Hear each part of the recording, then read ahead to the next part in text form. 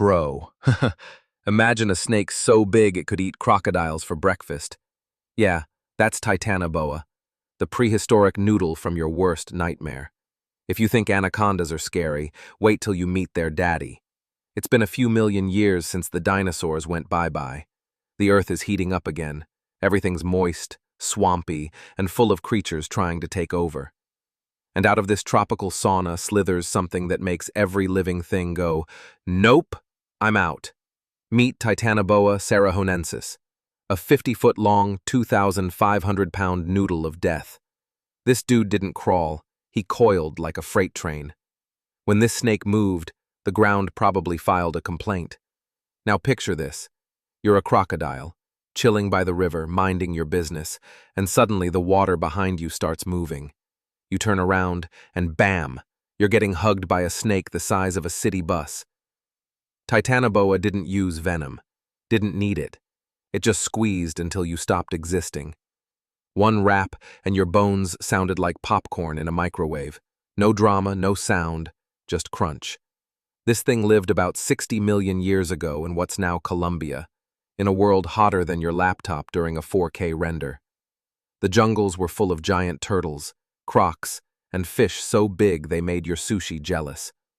Titanoboa slithered in like, "Ayo, I'll take one of everything." Snakes are cold-blooded, so the bigger they are, the hotter they need it to be. That's why Titanoboa existed only when the planet was basically a sauna. It could stretch over 50 feet because the temperature kept it moving like a reptile on Red Bull. When scientists first found its fossil, they thought it was a log. Then they looked closer. Vertebrae the size of donuts. They were like, "Yo, this isn't wood. This is a fossilized nightmare." Titanoboa wasn't just the biggest snake. It was proof that nature once said, "Let's make a noodle, but scary." It didn't chase prey like a cheetah. It waited. Stealthy, patient, lurking in the murky water. Then suddenly, splash! The croc disappears. The water goes still again, like nothing ever happened. That's Titanoboa for you. Silent, deadly, and always hungry. Even the turtles weren't safe. But these weren't your pet store turtles, bro.